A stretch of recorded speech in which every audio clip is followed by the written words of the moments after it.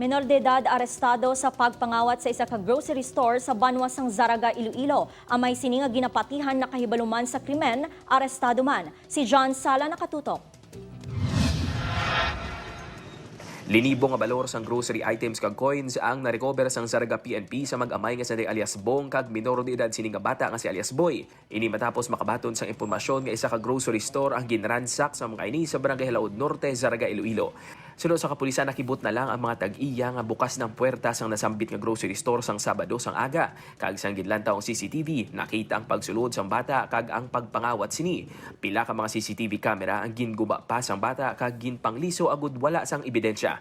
Apang nakilala naman ini isang trabahante sang balaligyaan. Nakilala ya sa sa CCTV ang suspect. So nagkanda kita at pursot. Tapos may witness man kita nga nakakita ay tudlo nga dira lang mismo man sa sa area ang nagransak. Sa hot pursuit operation sa kapulisan gilayon Manila nga nakita ang balay sang sospek. Ang bata lang ang nakita sa CCTV apang may naghatag sa impormasyon sa kapulisan nga upod sini ang amay sang nagransak.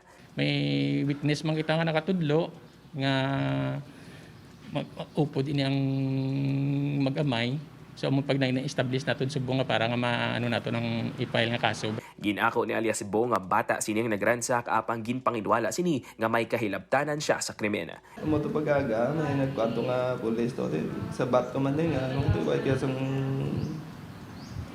diya sila kay tiprano po na tulugan gani. Preso sa karon sa Zaraga Police Station si alias Bong samtang yara naman sa paghinakop sang DSWD ang minor de edad sining bata. Upod kay Cirilo Rinduque, John Sala, Buana, Western Visayas.